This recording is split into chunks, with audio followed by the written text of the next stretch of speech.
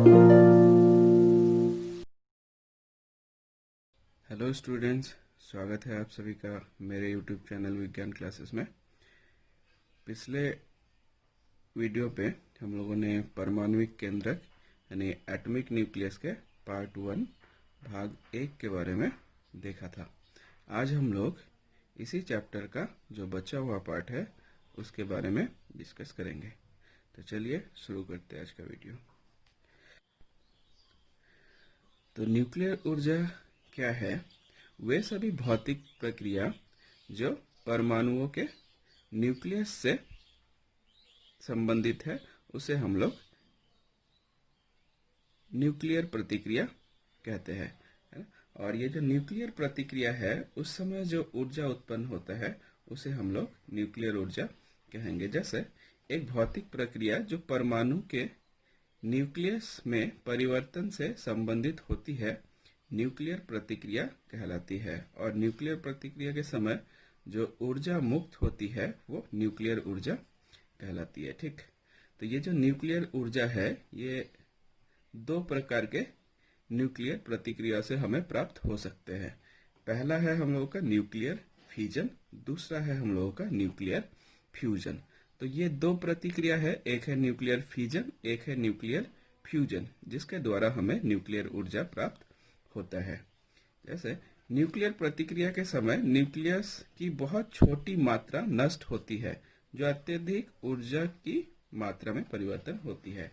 तो ये जो न्यूक्लियर प्रतिक्रिया होती है इस समय क्या होता है, बहुत ही छोटा सा थोड़ा सा मास यानी मात्रा, वो जो एटम है उसका नष्ट होता है, जो कि ये ऊर्जा में कन्वर्ट होती है या परिवर्तित होती है। ठीक, न्यूक्लियर ऊर्जा को एटॉमिक ऊर्जा भी कहते हैं क्योंकि यह ऊर्जा को परमाणु से आती हुई मानी जाती है। तो ये जो ऊर्जा है ये परमाणुओं से आती हुई प्रतीत होती है, जिस वजह से इसे एटॉमिक एनर्जी या न्यूक्लियर ऊर्जा भी कहते हैं। अब हम लोग बात करते हैं न्यूक्लियर फिजन के बारे में, है ना। न्यूक्लियर फिजन, तो ये न्यूक्लियर फिजन होता क्या है? ये जो फिजन शब्द है इसका अर्थ होता है दो या दो से अधिक भागों में टूट जाना, यानी स्प्लिट अप हो जाना। दो भागों में टूट जाने को ही हम लोग फिजन बोलते हैं। ठीक, तो वो विधि जिसके द्वारा भारी रेडियो सक्रिय न्यूक्लियाई स्लो न्यूट्रॉन के संघात से हल्के न्यूक्लियाई में विघटित होकर अधिक ऊर्जा उत्पन्न करता है, और संघात के समय जितना न्यूट्रॉन उपयोग में लाया जाता है उससे अधिक न्यूट्रॉन मुक्त होती है, न्यूक्लियर फिजन कहलाता है। जैसे आप यहाँ पे देख सकते हैं, यहाँ पे हम लोगों ने एक न्यूक्लियाई लिया है, रेडियो सक्रिय न्यूक्लियाई, जैसे 92U235 ये लिए है। अब इसके साथ हम लोग स्लो न्यूट्रॉन, तो ये जो है ये स्लो न्यूट्रॉन है, इसका संघात कराएंगे। तो इस प्रोसेस को हम लोग न्यूक्लियर फिजन बोलेंगे। और इसमें क्या होगा, 56 बेरियम 141 का एक एटम बनेगा, प्लस 36 क्रिप्टन 92 का और एक परमाणु बनेगा, प्लस 3 न्यूट्रॉन इस जो प्रतिक्रिया है इसमें उत्सर्जित होंगे, और साथ ही बहुत अधिक मात्रा में हमें ऊर्जा मिलेगा। तो ये जो प्रोसेस है इसे ही हम लोग न्यूक्लियर फिजन बोलते हैं। और एक बात बता दूं, इस पे होता क्या है, हम लोग एक रेडियो सक्रिय परमाणु लेते हैं और उसके साथ स्लो मूविंग जो न्यूट्रॉन है उसका संघात कराते हैं, कॉलिशन कराते हैं, तो हम लोगों का न्यूक्लियर फिजन होता है। और क्या होता है, इस पे दो छोटे छोटे परमाणु बनते हैं, जैसे 56 बेरियम 141 और 36 क्रिप्टन 92, और साथ ही 3 न्यूट्रॉन यहाँ पे बनते हैं और अत्यधिक मात्रा में ऊर्जा उत्पन्न होती है। तो अब देखिए, जब 92U235 के फिजन में उत्पन्न न्यूट्रॉन आगे के फिजन विधि में काम आती है तो अल्प समय में इतनी अधिक ऊर्जा प्राप्त होती है कि इसे नियंत्रित नहीं किया जा सकता है। जैसे आप लोग यहाँ पे अगर देखेंगे तो यहाँ पे क्या था, जैसे हम लोग एक न्यूट्रॉन का संघात करा रहे थे और हम लोगों को मिल रहा है कितना, 3 न्यूट्रॉन। ऑलरेडी ऊर्जा उत्पन्न हो चुका है और 3 न्यूट्रॉन और मिला है। तो ये क्या होगा, ये आगे के दूसरे यूरेनियम के साथ संघात करेगा, कॉलिशन करेगा और हम लोगों को और भी बहुत अधिक मात्रा में जो ऊर्जा है वो मिलेगा, है ना। तो न्यूक्लियर फिजन प्रतिक्रिया को बोरोन क्षार के उपयोग से नियंत्रित किया जा सकता है, क्योंकि बोरोन में न्यूट्रॉन को अवशोषित करने की क्षमता होती है। तो ये जो देखे आप लोगों ने 3 न्यूट्रॉन जो उत्सर्जित हुआ, तो अगर कोई इसको खुद अवशोषित नहीं कर लेता है तब तो ये प्रोसेस, ये जो रिएक्शन है ये कंटिन्यूअसली चलता रहेगा। तो अगर आप लोग को ये रिएक्शन को रोकना है तो हम लोग क्या करते हैं, इस पे बोरोन डाल देते हैं। तो बोरोन क्या करता है, ये जो न्यूट्रॉन है इसको अवशोषित कर लेता है और ये रिएक्शन को नियंत्रित कर सकता है। इस नियंत्रित फिजन का उपयोग न्यूक्लियर प्लांट में विद्युत के उत्पादन में किया जा सकता है ना, या किया जाता है। ये जो प्रोसेस है हम लोग का न्यूक्लियर फिजन, तो इसका उपयोग हम लोग न्यूक्लियर पावर प्लांट पे ऊर्जा उत्पन्न करने के लिए भी करते हैं। अब बात करते हैं हम लोग न्यूक्लियर बम के बारे में, या एटम बम। या एटम बम एक्चुअली होता क्या है, तो अत्यधिक विनाशकारी न्यूक्लियर बम, इसे एटॉमिक बम, एटम बम भी बोलते हैं, यूरेनियम 235 या प्लूटोनियम 239 के न्यूक्लियर फिजन प्रतिक्रिया पर आधारित होती है। तो अभी हम लोगों ने यूरेनियम का एक रिएक्शन देखा, प्रतिक्रिया। तो ये जो हम लोग का एटम बम है, इसमें भी यूरेनियम या फिर प्लूटोनियम का परमाणु इस्तेमाल किया जाता है। न्यूक्लियर फिजन प्रतिक्रिया पर आधारित होती है, ठीक।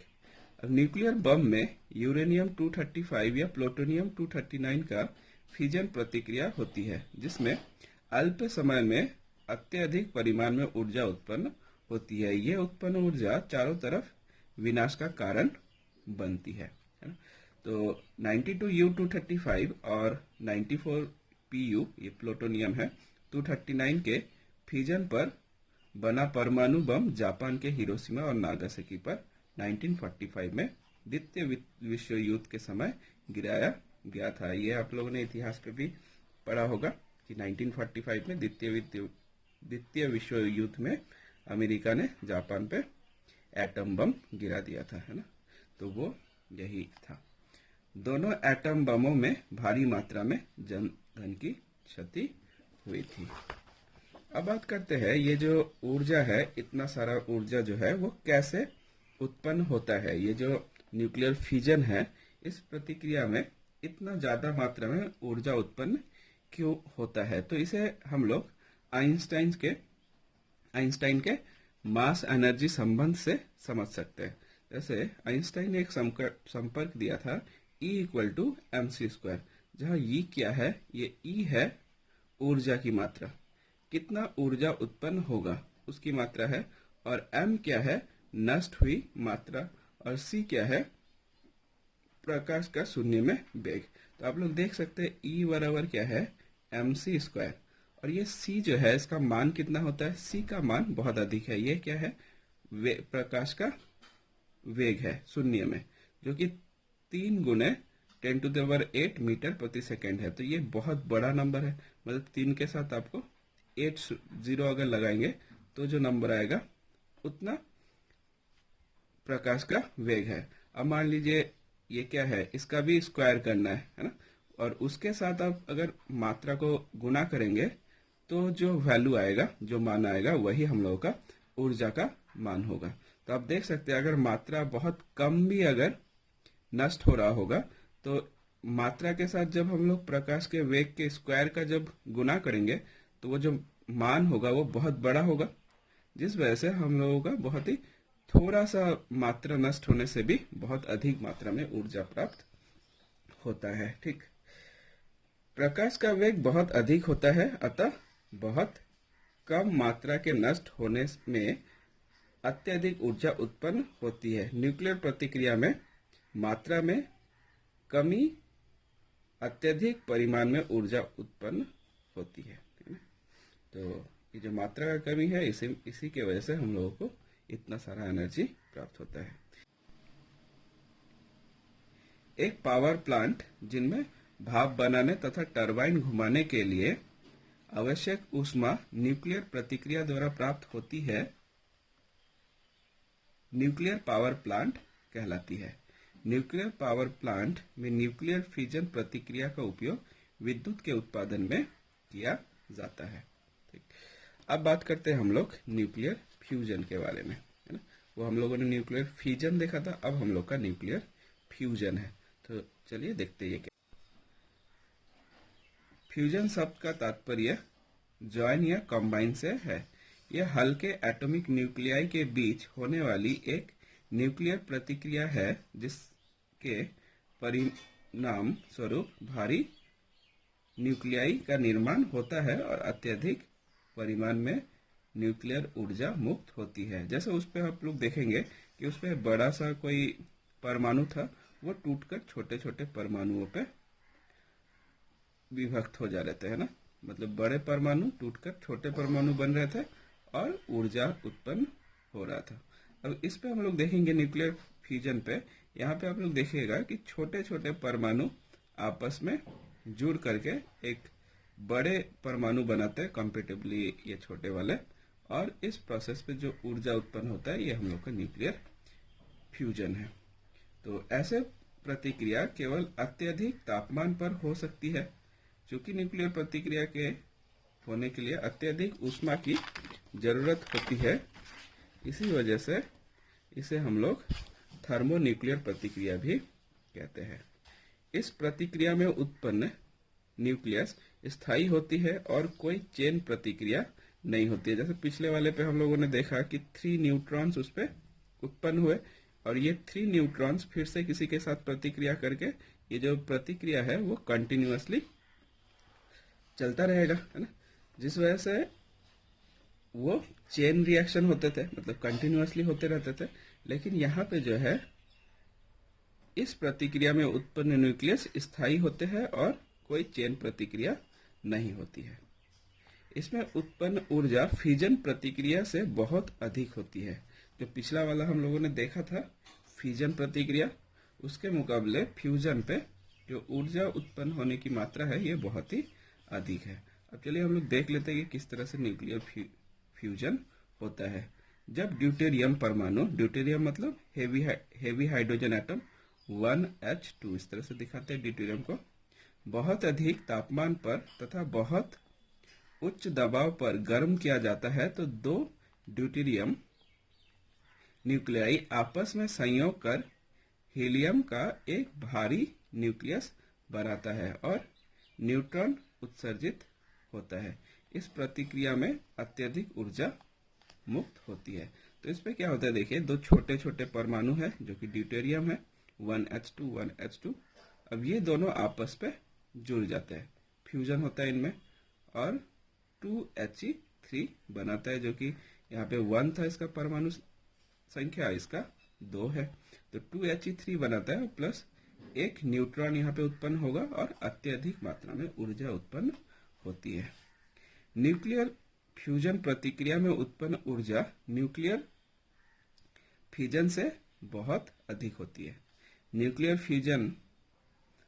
फ्यूजन में उत्पन्न ऊर्जा अभी तक नियंत्रित नहीं हुई है, अतः इसका उपयोग अब तक विद्युत उत्पादन में नहीं किया जाता है ना। हम लोगों ने देखा है कि हम लोग जो न्यूक्लियर फिजन का बात कर रहे थे तो उसका उपयोग हम लोग न्यूक्लियर पावर प्लांट पे कर रहे थे, लेकिन इसका उपयोग नहीं किया जाता है ना।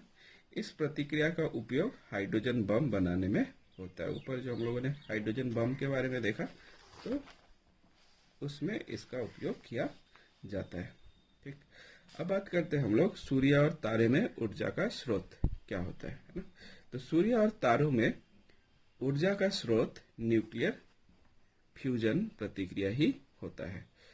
कैसे होता है, देखिए सूर्य में जब 4 हाइड्रोजन परमाणु न्यूक्लियर फ्यूजन द्वारा हीलियम परमाणु के न्यूक्लियाई बनाते हैं तो अत्यधिक परिमाण में ऊर्जा उत्पन्न होती है। जैसे हम लोग यहाँ पे देख सकते हैं, जैसे यहाँ पे 4 हाइड्रोजन है 1H1 ये लोग आपस में क्या करेंगे, न्यूक्लियर फ्यूजन, मतलब आपस में जुड़ जाएंगे। जुड़ करके क्या होगा, 2He4 बनाएंगे, है ना, हीलियम परमाणु बनाए, और दो पॉजिट्रॉन यहाँ पे ये लोग उत्सर्जित करेंगे और बहुत ही अत्यधिक मात्रा में ऊर्जा उत्पन्न करेगी।